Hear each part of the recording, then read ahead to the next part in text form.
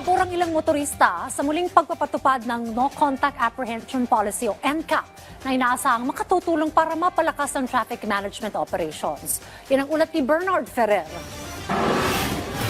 Minsan ang nasampulan ng No Contact Apprehension Policy o NCAP ang motorcycle rider na si Rodel dahil sa beating the red light. Kwento niya, nagulat na lamang siya na makatanggap ng traffic violation notice bagamat aminado siyang lumabag sa batas trapiko. Kaya naman, sa muling pagpapatupad ng NCAP, matapos pansamantalang alisin ng Korte Suprema, ang Temporary Restraining Order o TRO dito ay kanya itong sinuportahan. Mas sa akin, sir, mas okay. So kahit nagkaroon kayo ng violation, okay lang sa inyo? Okay na po at least, sir, na na experience ko po, natutunan ko po na naranasan ko na mahuli ng ganon. Siyempre sa sunod, naranasan ko na, nag-iingat na ako. Pabor din ang taxi driver na si Federico sa pagbabalik ng NCAP. May iba po, medyo matatakot din po. Ganun.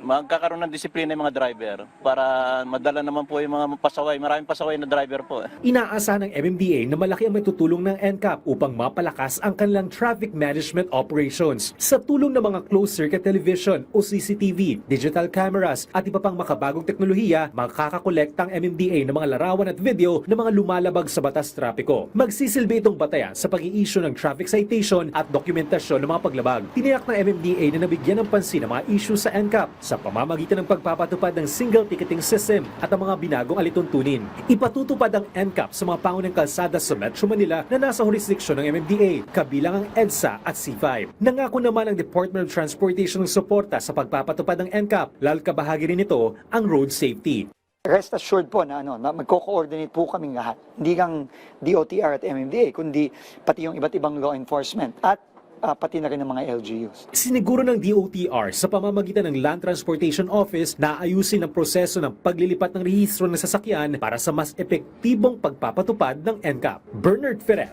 para sa Pambansang TV sa Bagong Pilipinas.